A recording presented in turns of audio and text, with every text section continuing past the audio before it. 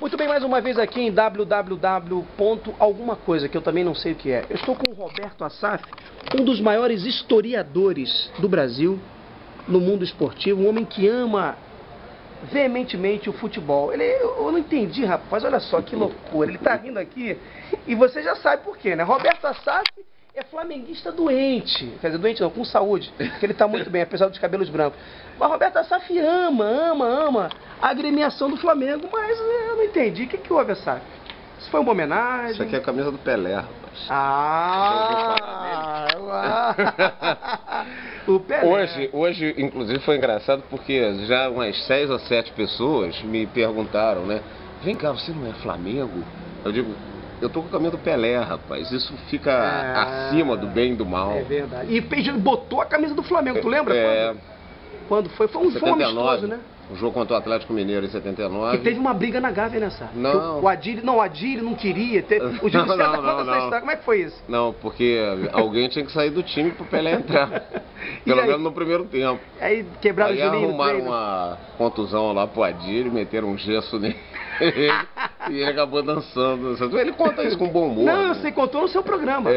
Inclusive. Contou no seu programa. Eu te acompanho, cara. Eu não sou. O Adílio, naquela altura, o Pelé estava com quase 40 anos, o Pelé é de 40, aquele jogo foi em 79, ele estava com quase 40 anos de idade. Com certeza. Então ali o Adílio já jogava muito mais do que o Pelé, né? Mas era puro sangue, né? O Pelé também. O Pelé foi o maior jogador de futebol de todos os tempos. Mais do que o Garrincha também, né? Mais atleta, né? Mais, porque mais atleta, mais completo. O Garrincha foi um jogador fantástico, extraordinário. Eu tive a sorte de ver todos esses caras jogando. Depois a gente vai falar de 62. E essa é a minha sorte, né? De ter visto esses caras todos jogando, entendeu? E fica até difícil, às vezes, explicar para as pessoas que a gente considere o futebol dessa época muito mais interessante do que o futebol de hoje. Eu fiz um jogo pro Lance, quarta-feira, Vasco e ABC. Eu faço crônica de jogo 4, 5 por semana, porque eu adoro futebol. Mas eu tenho visto alguns jogos muito ruins. E esse jogo entre o Vasco e o ABC durante a semana, apenas um exemplo, um jogo muito corrido, muito movimentado, mas o que acontece? Fica faltando, cara, aquele jogador que faz a diferença. Aquele jogador capaz de, em 2 dribles, ele resolver uma partida, num lançamento, num chute de fora da hora, enfim. Da área. Né? Não, mas fora de hora também é bom, porque o cara dá um chute, tá fora da hora. Surpreendente. Não então, fica faltando isso, eu sinto falta disso. Seria esse jogador aqui, por exemplo, isso aqui é do livro lá, Sem Pelé, o Rei é Garrincha. Ponta direita foi o destaque do Brasil. O Garrincha é um negócio meio traumático pra mim, né, porque... Por quê? Eu aturei 2 gerações de Botafogo, né? Garrincha, Quarentinha, Mario Zagallo, depois Rogério, Gerson, Roberto, Jairzinho, Paulo César. Eu digo isso para eles, todo mundo sabe disso, que eu sofri muito com as 2 gerações, mas principalmente com a segunda, né? Porque o Garrincha, Quarentinha, Mario Zagallo, no meu tempo de criança mesmo, né? Eu tinha 6, 7, 8 anos, 9 de idade. Você jogava botão? Eu jogava muito. Então eu errei. E a segunda segunda geração é pior, né? Rogério, Roberto, Jairzinho, Paulo César, eu aturei isso. Por que essa é pior, na sua concepção? Pra mim, né? Porque eu sou Flamengo, então porque esses caras fizeram de estrago com o meu time foi brincadeira. O Assaf, falando nessa... Mas como esses caras jogavam bola? Nossa né? Senhora. Gerson foi, talvez, com certeza, talvez não, com certeza, um dos maiores jogadores de futebol de todos os tempos, capacidade para dar um passe de 30, 40, 50 metros, de dominar a bola, de enxergar. Jogo rápido fazia o jogo ficar lento, o jogo lento fazia ficar rápido. Eu tenho alguns ídolos no futebol que são eternos, né? Um deles é o Pelé, a camisa que eu estou vestindo aqui. Era diferente mesmo, Assaf? Pô, diferente sou eu, pô. O cara era um monstro, né? Aquele DVD, Isto é Pelé, esse novo, que tem o primeiro... Não, esse último. O Barretão produziu... esse eu tive também. Um filme, né, sobre Pelé, muito bom. Nos anos 70, 72, 73, acho que 73. Que era muito bom. Que era não, porque se ele existe, não era, ele é. Ele é, muito verdade. bom. E depois o Pelé Eterno, né? O Pelé Eterno, o que eu digo pros meninos, normalmente é o seguinte. Ali não tem montagem, né? A única montagem que tem é daquele gol que ele fez na Rua Javari. Que é uma montagem 3D e tal, mas é uma coisa normal. Que não tinha nenhuma imagem, eles tiveram que produzir. E o gol de placa contra o Fluminense do Maracanã, no dia 5 de março de 61. Que existem as imagens do jogo, mas o gol do Pelé sumiu das imagens. Mas a placa foi feita, né? A filmagem tem toda uma porrada de gente que está viva que viu. Eu não estava no Maracanã esse dia, em 1961, eu tinha 7 anos de idade. Eu já frequentava o Maracanã. Seu papai gostava de Maracanã? Meu pai era tricolor, né? Né? Mas como é que foi isso aí então, rapaz? Não, meu pai era fluminense, porque o que acontece? Eu comecei a ver futebol... Tá vivo ainda? Não, meu pai já morreu faz quase 30 anos. Eu comecei a ver futebol porque a minha avó paterna, ela morava na Rua Pinheiro Machado. Escutava o rádio lá. Num prédio que ainda existe, o 76, que você anda 3 metros, você atravessa a Rua Álvaro Chaves, você entra dentro do campo Fluminense. Meu pai era fluminense e me levava para dentro do campo Fluminense para ver treino. Fez natação lá também? Fez natação? Não, eu peguei o campo Fluminense fechado, com arquibancada atrás, que depois foi desapropriada por causa do túnel do Santa Bárbara, a duplicação da Pinheiro Machado. O movimento daquela obra, né? Eu ainda peguei isso. Então eu ia para o campo do Fluminense com 2, 3, 4 anos de idade, meu pai me levava lá para dentro, a gente assistia treino. Eu estou até contando essa história, um pouquinho dessa história na revista Fute desse mês, que eu me lembro de um gol do Maurinho de cabeça contra o São Cristóvão, mas eu não fiz a pesquisa, não me dei a esse trabalho de fazer a pesquisa para saber que data foi. Mas provavelmente 1959, 1960. Então eu assisti os treinos do Fluminense no campo lá da Rua das Laranjeiras, lá da Pinheiro Machado, e nas Laranjeiras. E aí eu fiquei fascinado pelo futebol, mas nos primeiros tempos, o que me fascinava era a euforia causada pela possibilidade do gol. E a torcida do Flamengo quando seduziu. O time se aproximava da área e a torcida entrava naquele... Por isso que eu digo, porra, isso é um negócio do cacete. E aí quando saiu o gol, era um negócio espetacular, né? Mas o meu pai, coitado... Isso Não, mas ele viu a máquina. Mas ele não conseguiu me ver tricolor. Não. Porque pai é uma coisa que mexe com Não, mas tem uma história da minha vida que é muito engraçada. Isso eu conto pra todo mundo. Eu tenho o menor problema com isso. Eu sou filho único. Eu fui morar em Ipanema em 1960 Porque seu pai mudou? Não. Meu pai e minha mãe juntos. A gente foi morar em Ipanema. E por que a mudança? Na Rua Barão de Jaguari. Não, minha avó que morava em Laranjeiras. Eu morava na Barão de Carvalho com Rainha Elizabeth. Tá bom. Que era um apartamento do meu avô paterno, que era diplomata, que precisou do apartamento num determinado momento. Algum português na família? Não. Quando ele voltou ao Brasil, e tem vascaíno, português não. Aí, ele... Sentiu como é que eu assava a cabeça dele? Tem vascaíno, português não. Aí a gente foi morar em Ipanema, e eu era filho único. Acho que a minha mãe em determinado momento não pretendeu mais ter filho, deve ter uma explicação. E aí eu descia. A minha mãe... Tá aí ainda sua mamãe? A minha mãe tá, com 85 anos, tá melhor do que eu. Tricolora? Era, mas foi obrigada a virar rubro-negra. E aí, cara, eu, filho único, a minha mãe praticamente me obrigou a descer para jogar bola com os garotos, porque eu era filho único, ela tinha medo que eu virasse bicha, né?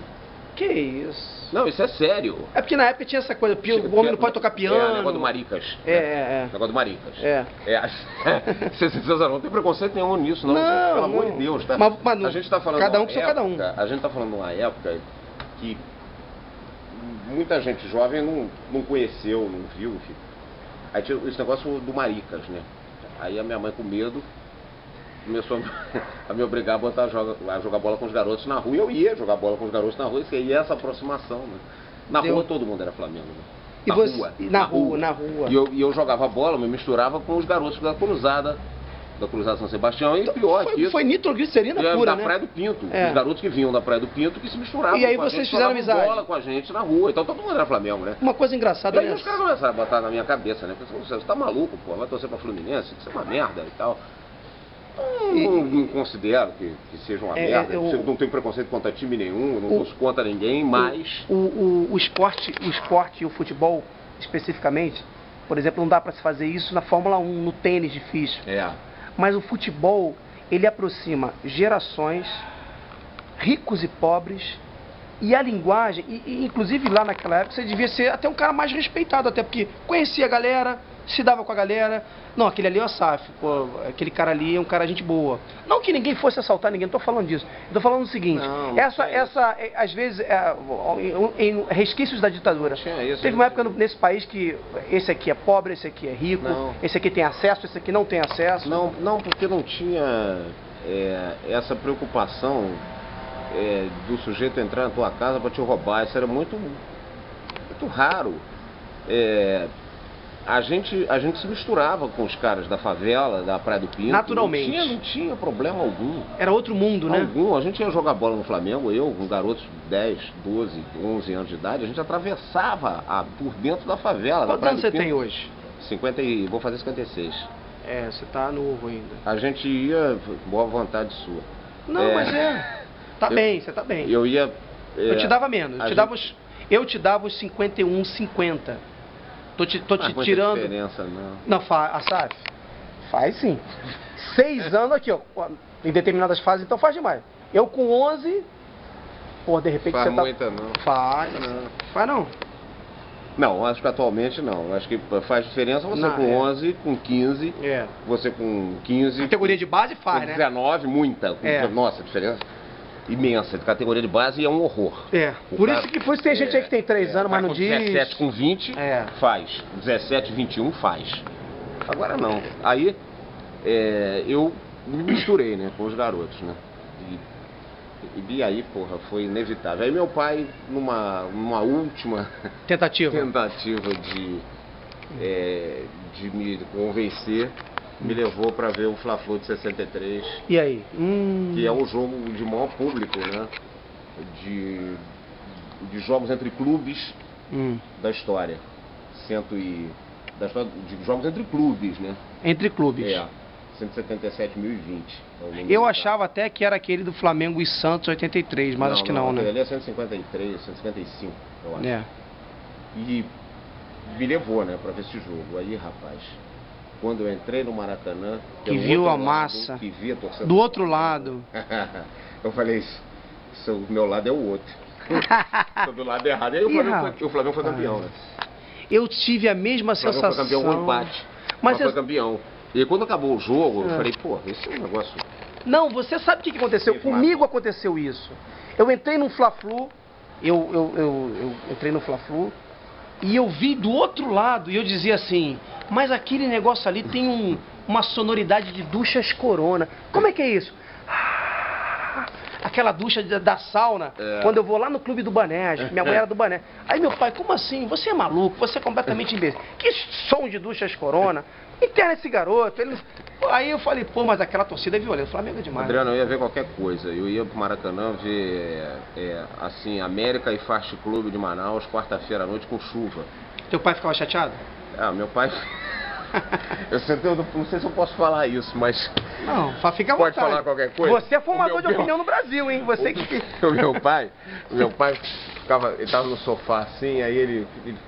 você já me contou essa história no Maracanã. Aí ele falava assim, vai aonde? Aí eu digo, tô indo no Maracanã. Olha os termos, hein? Mas o que tem hoje? O que tem hoje no Maracanã? Eu digo, Bangu e Olaria. Tá sabendo? Bangu e Olaria, não tá sabendo? Ele disse, mas você vai lá, eu falei, vou. Não tinha televisão a cabo, né, gente? Não tinha Premiere, essas coisas. Não tinha nada. Aí ele virava pra mim e falava assim, olha lá, hein? Você já conhece? Ele não falou, mas ele viu, tá vendo? Pô, vai lá arrumar uma gatinha. Sugeria, né? Mas aí lá ia eu, rapaz. Lá ia eu e mas via, tudo pai é assim, né, sabe? E aí, ditos normais, né? Quando eu voltava, ele tava dormindo. No dia seguinte, ele falava assim, você foi ao Maracanã mesmo ou parou no caminho? Eu falei, fui e voltei. Mas olha só, sabe? Esse papo tá ótimo, cara. A gente começou a nossa entrevista não em ritmo de treino, num pequeno coletivo. Eu fui fanático, Adriano, de futebol. Eu saía do colégio, que eu estudava, no Padre Antônio Vieira, ali no Maitá. Você queria ser sempre isso, né? Jornalista esportivo? Não, eu queria ser jornalista. Esportivo, não. Aí eu saí... Mas se arrependeu? Não, eu queria trabalhar na editoria internacional, porque desde criança, por causa do futebol, eu conheço geografia e política internacional pra cacete, por causa do futebol. Porque tinha assim, Real Madrid, Guarani de não sei aonde. Que diabo é isso? Estudava a cidade. Aí eu ia procurar saber do que se geopolítica. tratava, onde é que ficava esse troço, o que era isso e tal. Então eu conheço mundo, planeta. Política internacional, geografia pra cacete por causa da porra do futebol. Você percebe que você que está do outro lado da telinha, como é que funciona a vida? O futebol, você mamãe, você papai, que você acha que não tem nada a ver com cultura geral, Pode ser com um conhecimento. fator de alienação, né? Olha aí, ó, o Assaf está mostrando ele como professor que é, como historiador, que pode ser muito útil para você que adora, que ama o esporte. Olha aqui que interessante, Assaf. Eu acho que o futebol a gente tem que sair do nosso canteiro, né? Do nosso quintal. O futebol não é Flamengo, Fluminense, Botafogo e Vasco. Ou se você estiver em São Paulo, Palmeiras, Santos, Corinthians e Palmeiras. O futebol ele vai muito além disso. Ele é capaz de explicar tudo. Ele pode explicar tudo. Se você tiver a curiosidade de tentar entender tudo que funciona em torno dele, você vai conhecer tudo. E eu vou explicar um pouco do tudo do Assaf. Por quê? O Assaf fez um livro maravilhoso do Campeonato Brasileiro, da história dos Campeonatos Brasileiros desde 71. Adivinha qual é a primeira foto que tem no livro? Aquela foto bonita e tal. De Nosso Senhor Jesus Cristo. Olha tá ele aí, ó. Olha aí, tá aí, ó. O nosso Zico, rapaz. Campeonato de 87. E o que eu sempre disse, sabe? Que foi o maior artista, o Garrincha por um período, mas o maior período de artista daquele gramado foi esse camarada aqui. Foi ou não foi? Eu acho que todos eles têm a sua época, né? Mas quem vai ter mais gols? O Zico foi... 300 e quanto? 300 e... Eu acho que o futebol, ele tem muita memória afetiva, Adriano. Muita memória afetiva. Se você me perguntar quem foi mais jogador, Zico ou Maradona, aí... Depende, né? Aí o cara vai virar pra mim e vai dizer assim, você vai dizer que foi o Zico porque você é Flamengo. Claro. O Zico pra mim é muito mais importante do que o Maradona, embora eu seja torcedor do Boca. Mas o cara de repente lá vai dizer que é o Maradona. Porque o Boca tá numa draga danada também. Mas o cara na Argentina vai dizer que foi o Maradona. Talvez ele até te bata, queira partir pra briga com você. É por isso que se diz, né? Política, futebol e religião não se discute muito, porque cada um tem a sua visão. Então eu tenho essa visão do futebol, mas reconheço com certeza todos os ídolos, grandes ídolos da história do futebol, do futebol do Brasil. Pelé, Tostão, Zico, Rivelino, Garrincha, Didi. Rapaz, eu recentemente tive a oportunidade de fazer uma entrevista com o Rivelino lá no Lance. Sensacional, eu assisti. Ele caiu no meu colo. Nós conseguimos juntar lá vários ídolos para fazer um lançamento de uma promoção do jornal.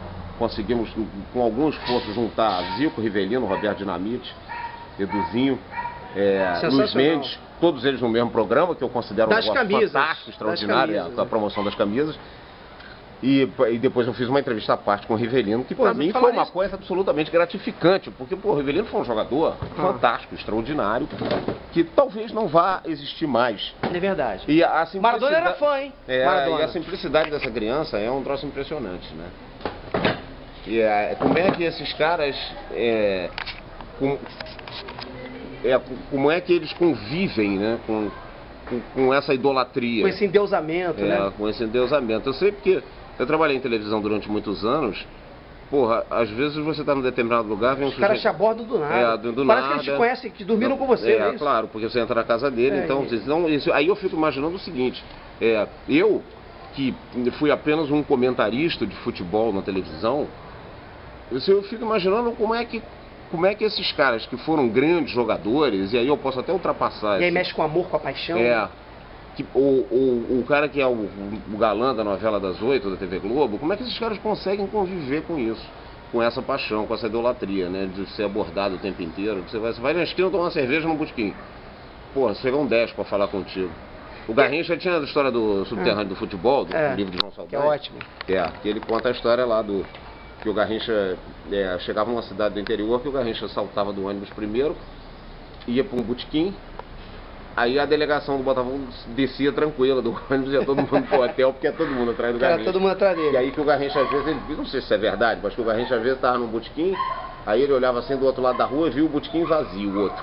Aí ele atravessava a rua, tava todo mundo lá do outro lado e o que eles estavam ficou vazio. É isso. Para provar para você que está aí do outro lado da telinha que o nosso programa é um grande improviso, o Roberto Assaf é um grande colunista do jornal Lance, desse jornal aqui. E eu vi aqui no final do jornal a coluna do Mauro Betting, O Guarani, esse clube maravilhoso, esse clube que já revelou grandes craques, dentre eles o nosso grande Carecone, que foi uma dos astros de 78. O Guarani, Roberto Assaf, é uma agremiação que tem que ser respeitada, né? Não, claro. O Careca foi um dos grandes jogadores da história do futebol brasileiro. Um dos grandes centroavantes da história do futebol brasileiro. Há uma discussão sobre quem foi o grande centroavante da história do futebol brasileiro. Se o Reizinho Reinaldo, se o... Eu não vi o Leônidas da Silva jogando, vi num filme de 30 minutos sobre a Copa de 38. Pude ter a noção do que era um outro futebol. Diz que o Careca está com certeza incluído entre esses grandes jogadores da história do futebol brasileiro. Ao lado do Reinaldo, que foi um jogador que teve uma carreira mais curta do que se imaginava. E às vezes um clube como, por exemplo, o Guarani, que é de uma cidade muito importante de São Paulo, consequentemente do Brasil, por que um clube entra em decadência? Qual é a explicação para isso? Como o América que entrou... Como o América aqui no Rio, foi que é brigar terrível, né? A decadência do América é uma coisa horrorosa, principalmente para mim, que via a torcida do América no Maracanã, que eu chegava no Maracanã, tinha lá, sei lá, 15, 20 mil pessoas torcendo pelo América. E um timaço do América, Eduzinho, Zé Mário. Até antes disso, né? De uma época que eu nem vi.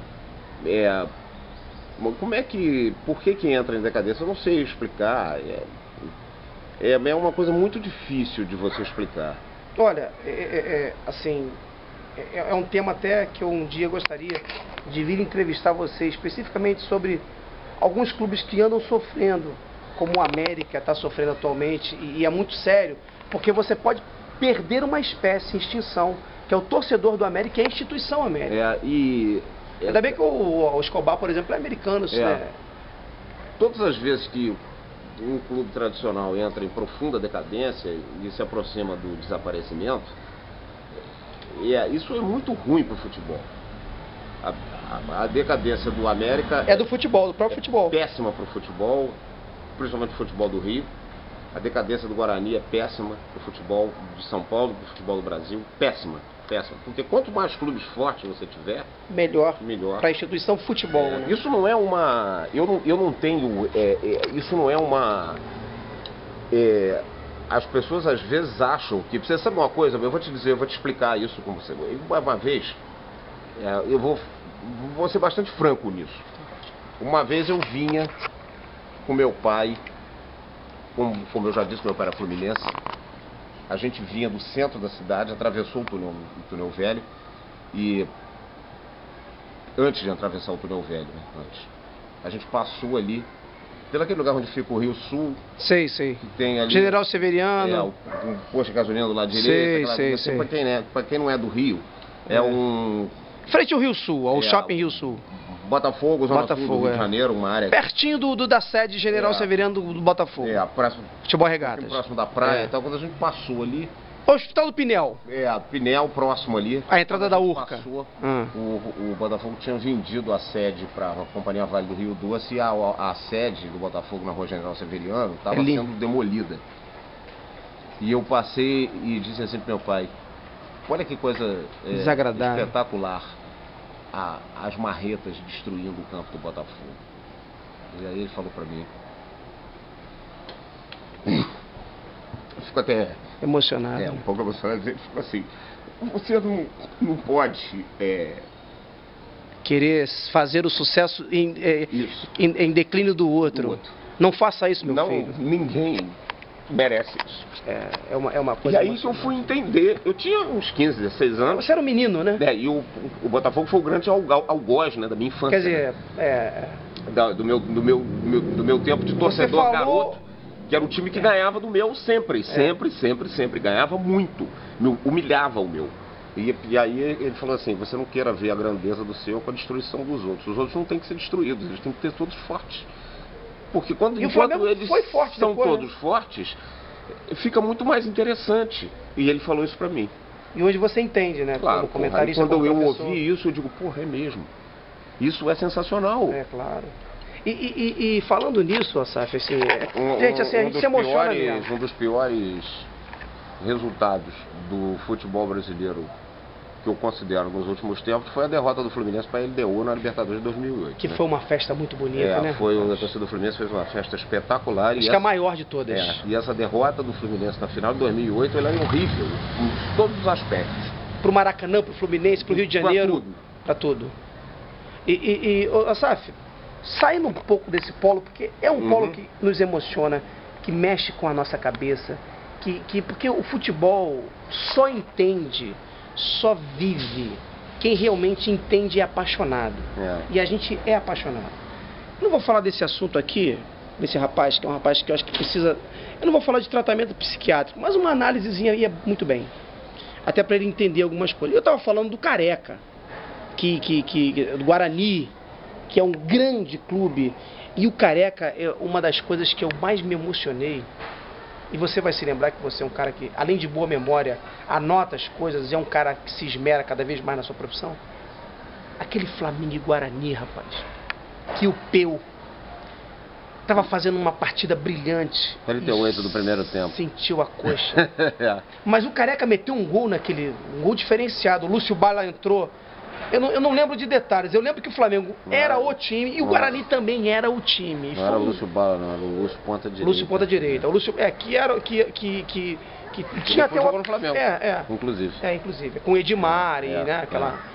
E foi um jogo bacana, né? Mas foi aliás, que era semifinal. Acho que era semi. Esse jogo foi 2x1 no Maracanã. 2x1. Depois teve o jogo de volta em Campinas, o Flamengo ganhou 3x2. 3 gols do Nação Jesus Cristo. Zico foi lá e pimba. Fez um gol de fora da área espetacular, chute longo de fora da área, espetacular. Aquela tabelinha de cabeça, né? Zico, Tita, pim, pum. Zico foi o homem que criou tudo isso que tá aí, né? Céu, terra, mar. Mas eu acho que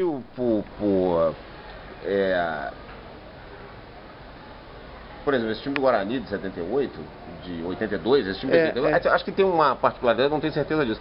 Mas que esse time do Guarani de 82 é o time que tem o melhor aproveitamento. Jorge Mendonça. Média de gol. Jorge Mendonça. Média de gol da história do Campeonato Brasileiro, acho. Não tenho certeza disso. Jorge Mendonça jogava o fino com aquela camisa 10, né? Jorge Mendonça, cara. Eu não sei se ele jogava nesse time. Jogou Jorge Mendonça. Time aí. Jogou, claro. Ele fez o primeiro e o último gol do jogo. Tô lembrando aqui. Ele a fez gente 1x0. A gente vai se completando. Ele fez 1x0 com 1 minuto de jogo. O Flamengo fez 3x1, quando faltava 1 minuto ele fez 3x2. Exatamente. Ele, acho que meio que em final de carreira, já é um jogador meio veterano. Depois ele jogou no Vasco, né? Outro jogador também que jogou pra caramba, né? Tal de Tarcísio não acabava, né? A gente ficava velho e ele não acabava. Jogou no América, depois foi pro Grêmio e se tornou um grande jogador no Grêmio, né? Essas coisas, né, sabe? É interessante que... Tá vendo como é que o nosso papo é assim? Vai abrindo janelas e vai... O jogo tem jogador que não acontece. De repente acontece. O caso Jardel, por exemplo, é um caso interessante. Paulo Nunes. Tem uns... O Paulo Nunes o Paulo Nunes é espetacular, né? Porque o Paulo Nunes é um jogador que ele, evidentemente, que ele sabia jogar bola, mas se você... Nenhuma eleição que se fizer no Brasil sobre os grandes craques da história do futebol brasileiro vai ser incluído. Mas se você começar a fazer um histórico da carreira dele...